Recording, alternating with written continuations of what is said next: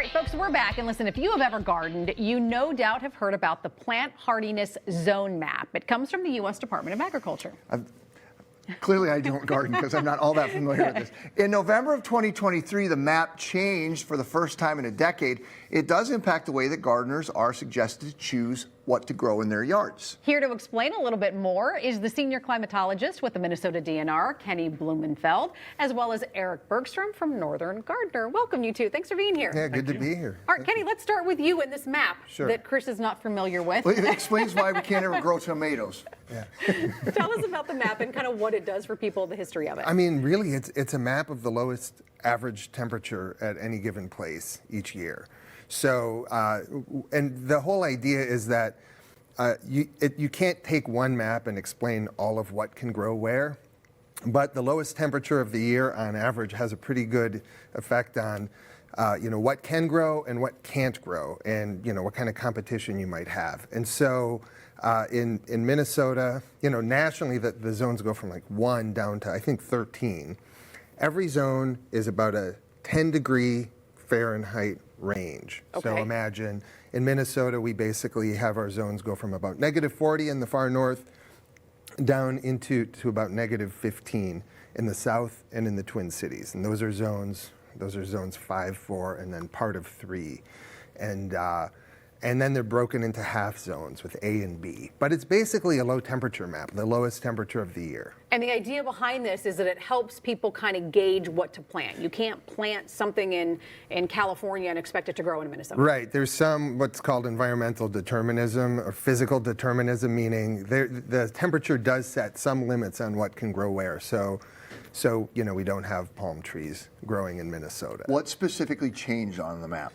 So the zones, so the low numbers are equated, those are cold conditions. Okay. And the larger numbers equal warmer conditions. And so our numbers have been basically increasing, meaning the zones have shifted northward, they've gotten warmer. In fact, right now our coldest zone is 3A, so that means a low temperature, on average, lowest temperature of the year would be between -35 and -40 in far northern Minnesota.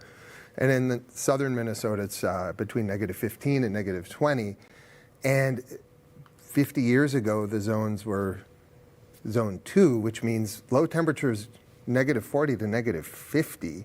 So we just don't get as cold as we used to. And so you want the plant hardiness zone to reflect that it doesn't get as cold as it used to get. Your grandparents were right. So then we take this information that we glean from the maps, and then that's how, Eric, when you're starting to put together your idea for the garden, this is sort of a guideline for you? It is, yeah. We like to say that hardiness zones are almost one of the tools you would add to your toolbox, along with understanding your soil composition, if it's sandy or clay, or how much sunlight your yard gets during the day. So hardiness zones really kind of determine what you can put in all year, and it comes back every single year, the perennials, and then your vegetables and flowers. When you're talking about, an average low temp of 40 below versus 15 below, does what you plant vary that much? It does. Really? Yes. We actually do say, go to the hardiness zone map, type in your zip code. You can get almost your microclimate, we say. Each yard has its own microclimate. So it depends on maybe what kind of structure you have, or if you have sheltered locations. Your zone, we won't say your zone changes, but you might be able to plant things that are, we say zone pushing. You can put something that maybe, you're playing and experimenting with. Oh, okay, so let's talk about what we can plant right now. Yeah. Because we just got a foot of snow, so it's very appropriate. Yeah. Are we talking indoor gardens primarily for this time of year? It's right out in the snow.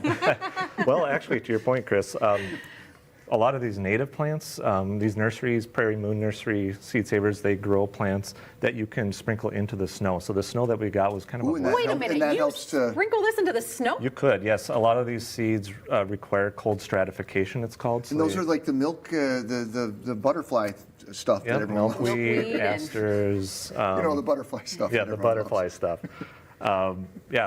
So if you want to, an experiment, and you got some spots in your yard, you want to grow some native plants, you can sprinkle coneflower, goldenrod, try to get those started early. Okay, and then let's talk about like the vegetable garden. Vegetables, because that's what a lot of people like to start thinking about this time of year too, kind of starting those in a kitchen window in the little containers. Yeah, the interesting thing about vegetables is they're obviously not native here, but they are native in other parts of the world. But what we can grow here, so you can start indoors, are a lot of leafy greens, so lettuce, spinach, kale, and then you could plant those as early as April, as long as you give them some shelter from the frost. Other things you can start maybe in the next couple of weeks: tomatoes, peppers. You want to give them a head start. You can't direct sow those into the ground late because it will take too long and you'll be eating tomatoes in October. But carrots are another great one you can get started indoors. As a climatologist, do you feel extra pressure to have your garden and your yard and stuff be like really, because people, your neighbors probably know what you do, right? So I'm the one who kills what was in the garden, Okay. and then my wife helps. So you got actually divided. getting things to Okay, grow I was just curious. in I the had to garden. know. Yeah. Eric, have you seen things in your time as a gardener that have kind of shifted things that we couldn't traditionally grow in Minnesota that maybe people can now start to try? Yeah, especially in the metro area, that one is one of the big ones that shifted in this last hardiness zone map Yeah. because it's kind of a heat island, we like to say. So you can start to look for zone 5 plants, but you also want to keep in mind that there could be a really cold winter or a cold snap, so you might lose it. But it's worth experimenting with, especially if you've got a nice southwest facing part of your yard. You can plant a shrub or And that's true with all the zones. Yeah. I mean, these are just, think of how basic, saying, well, what's the average lowest temperature of Yeah. the year? Right. Plants are responding to more than that, and the things that they compete with are also responding to more than that. And there are maybe other ways of, more thoroughly describing the climate. So there are going to be some kind of surprises and Sure. some errors and some adjustments, right? You might have a really cold year. You might have a really warm year.